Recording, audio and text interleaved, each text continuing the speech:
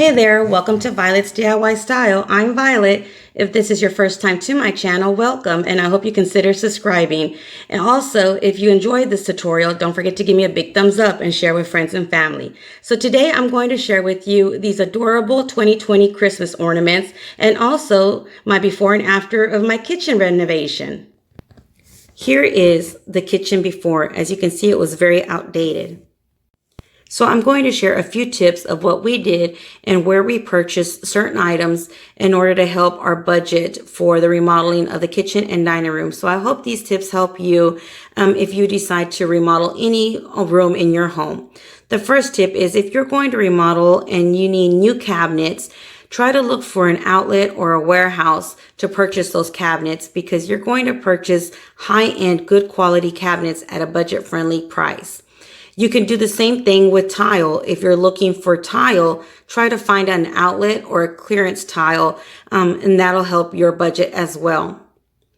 I know not everyone can do all the construction themselves, but whatever you can do, try to do it yourself. Of course, anything you can do yourself, do it. That's going to help your budget as well tremendously. Another thing is if you're going to remove trimming, for instance, or anything that you can or want to use again, try to remove it carefully. That way you can just clean it up, give it a good fresh coat of paint, and recycle and reuse.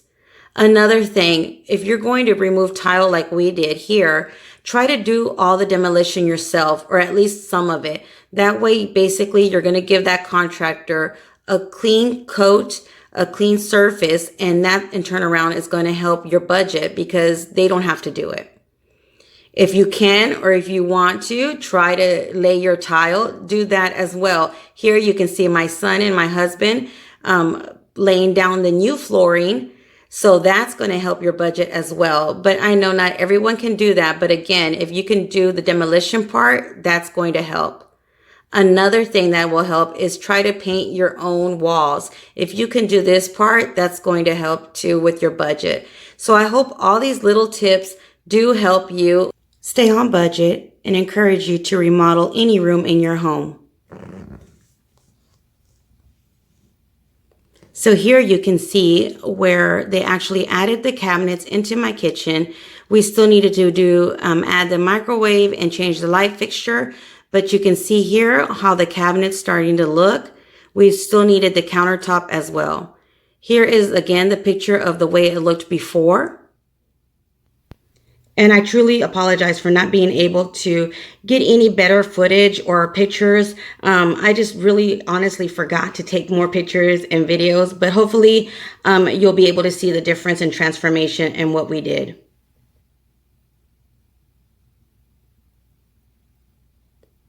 And here is the way it looks now. So I hope you enjoyed this before and after of my kitchen. Let me know in the comments below what was your favorite part or what you would do different. So with that being said, let's go ahead and get started with today's DIY, which is going to be these adorable 2020 Christmas ornaments.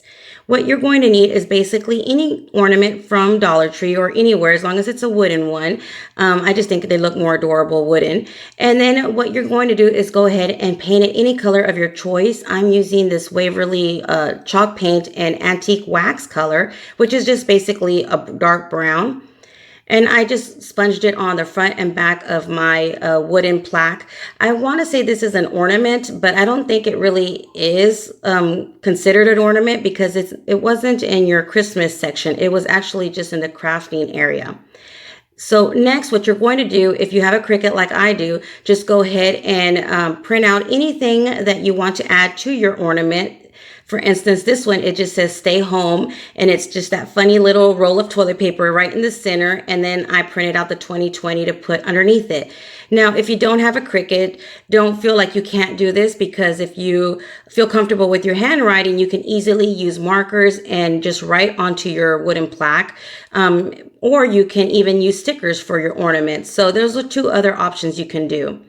Next one we're going to use is this one heart from Valentine's that already has the wording love kind of burned into this wood heart. So what I did was just write down on there the rest of what I wanted it to say. So I used my ruler just to kind of make even lines to mimic a ruler. And this is what I'm writing right here is I'm just basically drawing a ruler. But you can also use stickers as well. And on this one, it just says 6 feet apart, and it has a ruler, and then it has the word love. And then, of course, we put the 2020 in the bottom. I just think these are adorable, great for all those, little gifts that you're going to be giving at the office or what have you, just to give them that extra touch and that little homemade or handmade gift. I always think those are the most adorable gifts that you can give somebody. So here, what I decided to use, instead of using stickers or my Cricut, I decided to go ahead and get my little wood burner, which I'll make sure to leave a link down below with this one that I purchased on Amazon. And all I am doing is just basically tracing out that love just to make it darker. And then I just traced out all the wordings that I wrote on this heart as well.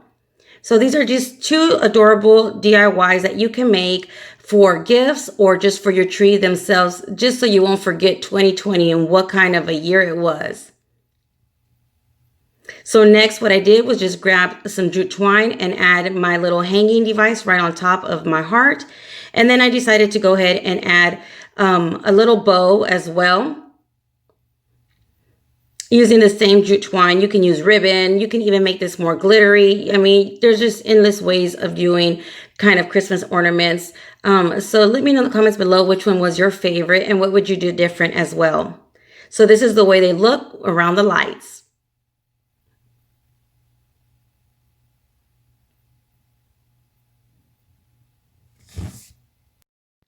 So for our next DIY, what you're going to need is one of these square metal wreaths that you can get at Dollar Tree, or you can use the round one. I would recommend using the larger one, just because these lights that I got at Dollar General are pretty big. So I think the smaller one would be just too crowded. And then after you do that, what you're going to do is you're going to get one of these greenery garlands that you can get at Dollar Tree as well, or any of your stores. And you're just going to start wrapping it around your metal wreath. Again, you can use the larger round one as well. I just had the square one that I wanted to use, so that's what I decided to use. But just go ahead and start wrapping it around your entire metal wreath. But what I decided to do was just wrap half of it and then cut off that extra wreath, the garland, and put it aside. That way I can start adding my light bulbs onto my metal part of my wreath before I continue to wrap the rest of the garland around my wreath. And that way, just so I can kind of figure out where I wanted them and just to make it a little bit easier for me. And the way I attached my little light bulbs was I used some zip ties. So just go ahead and start adding any and as many as you like onto your metal wreath. And again, I got these at Dollar General, and they were actually $1 each. And I just thought they were so adorable. And I really didn't know exactly how I wanted to use them. But I thought, what, an adorable idea to use some of these large Christmas lights onto a wreath to hang on my door and not have to worry about changing the battery or hiding it or anything like that, since they're solar. So yeah, I was super excited to be able to use these lights. So as you can see, some of them I wanted them to stand up a little bit more than others, and I couldn't do it with just the zip tie. So I just added a little dot of glue, just making sure I didn't add any of the glue around that little solar part of your lights. So this is the way I did it, and I just started, once I was happy with all of them, I just cut off that extra zip tie string. So now I'm just going to get the rest of my garland, and I'm going to start wrapping it around all my lights just to cover up the rest of the wiring.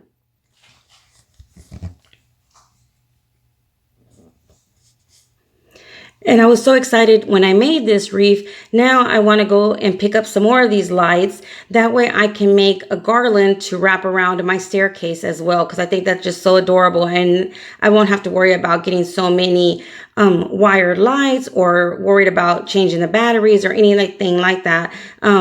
Or even turning them off and on during the evenings and the mornings, because I know these are solar, so they're basically going to turn on when it gets dark and solar up during the day. So it's perfect for all those outdoor decors that you're going to be making this year.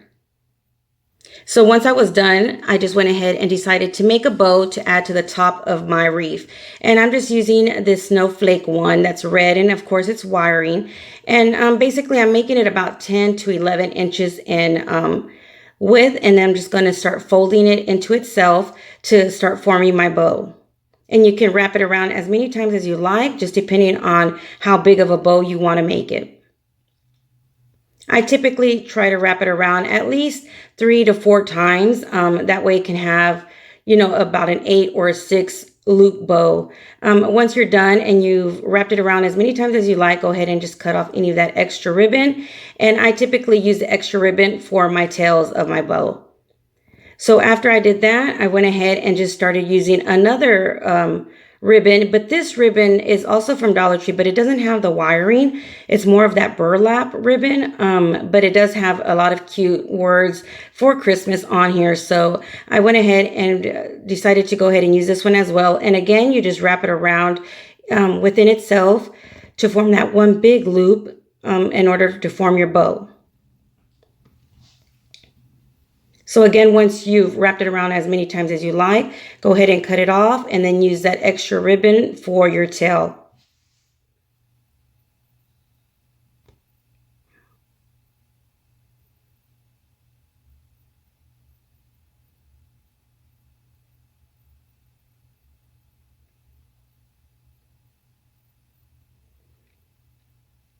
And now I decided to go ahead and use some of this burlap ribbon and some of this like a fringe type, I want to call it red burlap ribbon as well. And I just went ahead and wrapped both of these together to form a smaller bow, just to put it as the center of my larger bow.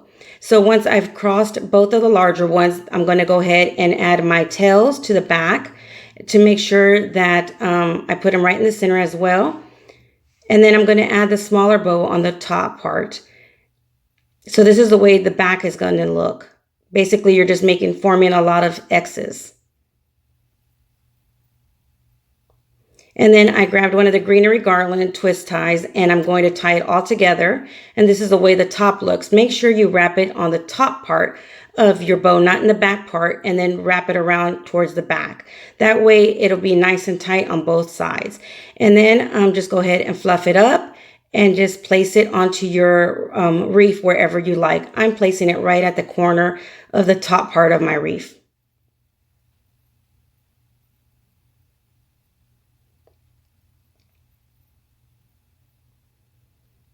And there you have it, an adorable outdoor wreath. So what do you guys think? Which one was your favorite? Let me know in the comments below. Until next time, you guys stay blessed. Bye.